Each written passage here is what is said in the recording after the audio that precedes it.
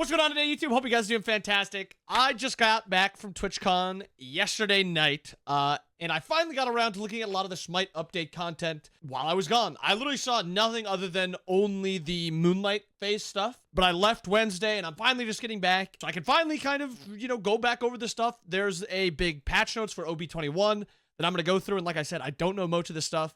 I'll give my opinions on the moonlight stuff of what I've seen, but I maybe missed some stuff in this update notes, which I usually wouldn't because I'm a lot more, in tune with SMITE stuff. So if I missed something, please comment down below. But yeah, let's just jump right in and go over OB21. Conquest, the map phases. You guys have probably already seen this. I'm not going to go over all this. This is a lot of stuff. But basically, now there will be 2 phases during Conquest. There will be 6 minutes of normal game and then 3 minutes of moonlight phase. During this moonlight phase, you're able to pick up rocks and shards, and if you win the moonlight phase shard race, you will get lane pushers on your team. If you care more about learning about the moonlight phase, Intersect had a really good video talking about it, going over it. I don't want to spend a ton of time doing that. I think it's good for the game. It's fresh, it's cool, it's exciting. I want to play it, I want to try it, and if there's people that have played it, go ask them their opinions on it. I've not been able to play it yet, but like Fine OK probably's played it. Intersect, Weekend, ask any of them. This is something I think you have to experience more to like really give a good opinion on it. So I want to wait on that, but I'm excited for it. Just because it changes how the game will be played, hopefully. Balance, new aspect, Cabrakan. Aspect of the rotund Jotun. Why didn't they take mine, man? I had a fire name for this. The name that I told them to do is aspect of thickery. Not trickery, thickery.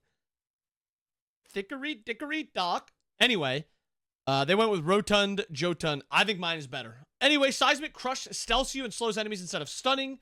Refraction Shield stacks energy by dealing damage and deals bonus damage instead of a stun. And Tremor spawns a vision that deals damage and slows on the final hit. And you teleport to the location before casting Tectonic Shift. Each wall has less health. So basically, you can place your 3 in front of you. Your ult, you'll like teleport, and then your 1, your invis. It's going to be so much fun. Aries is eating a pretty decent nerf. The health regen on the 2 is eating a fat nerf, which is something I've been begging for a while now. Yeah, finally, a 6 up to 14 instead of 8 up to 20. And then the health damage to minions is also going to be nerfed. I think this is pretty unimpactful to me because I think the best part about Aries is that it pushes the minions back. So the minions don't hit you. As you're pushing the minions back, you also do a good amount of damage to them. I don't want to make it sound like it does nothing.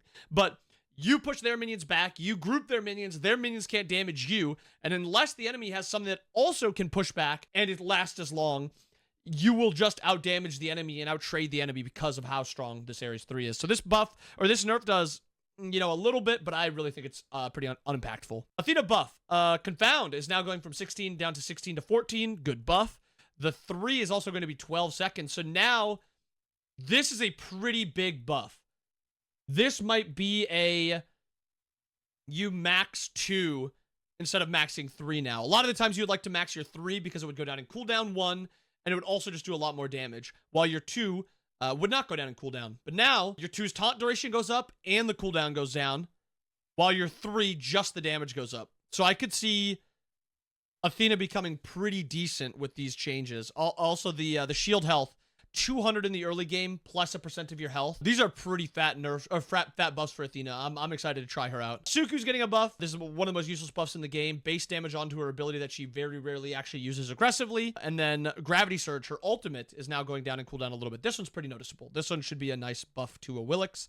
If she's snowballing, and she's getting points into her ultimate, she'll be able to just snowball a little bit more, which is what the character is designed to do. Fenrir Aspect. Oh, you would buff minions, I'm pretty sure, also. So this is, I guess, a nerf, but technically it is a nerf because in laning phase you do buff your minions, so yeah. Yormungandr shift. Decreased base power in hand is now less at level 1, and in actually most of the early game, it's going to be quite a bit less. I wish they probably talked about this in the actual patch notes show. I can try to run the numbers quick. At level 10, it'd be 64.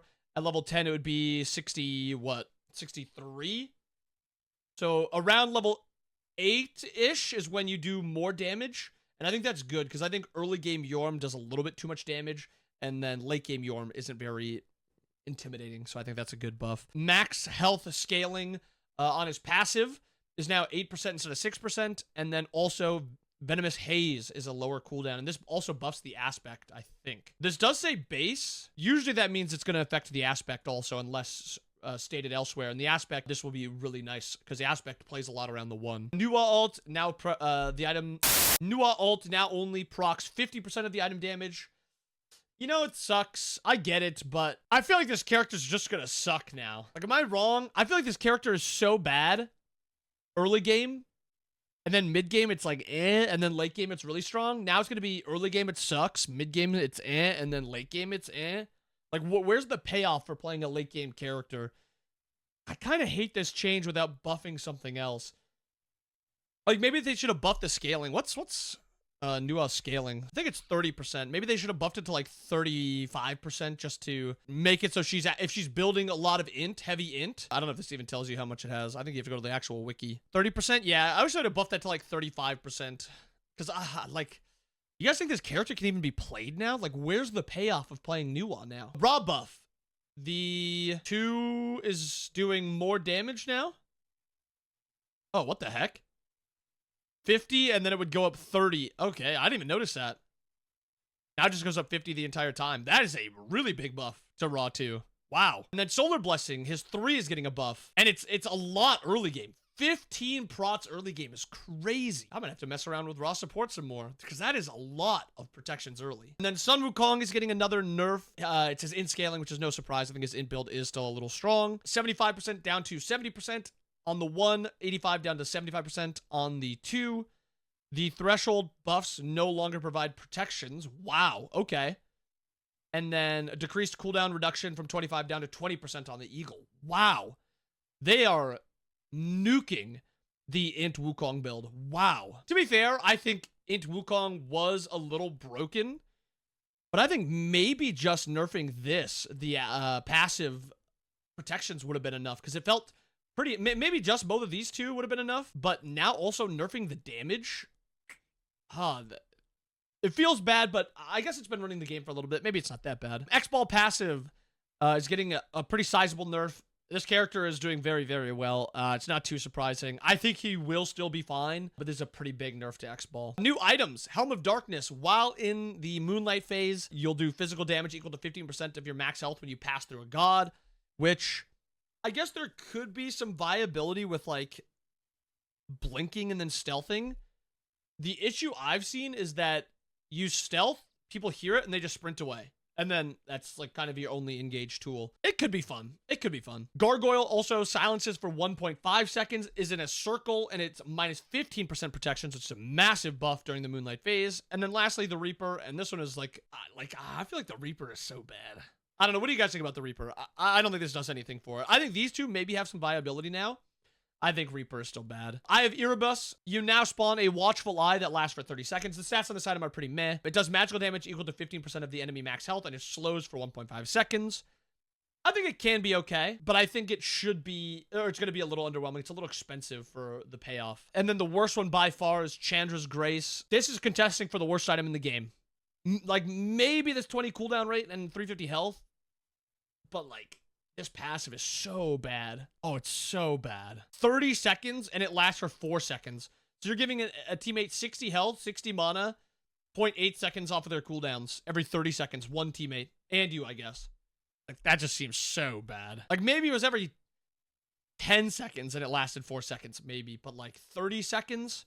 Or, like, every 30 seconds, and it lasts 15 seconds? Unless I'm misunderstanding this one. This one just seems really bad. And then this one I think is going to be really good. Solid stats, a little expensive, but on use, you take 50% damage for 4 seconds.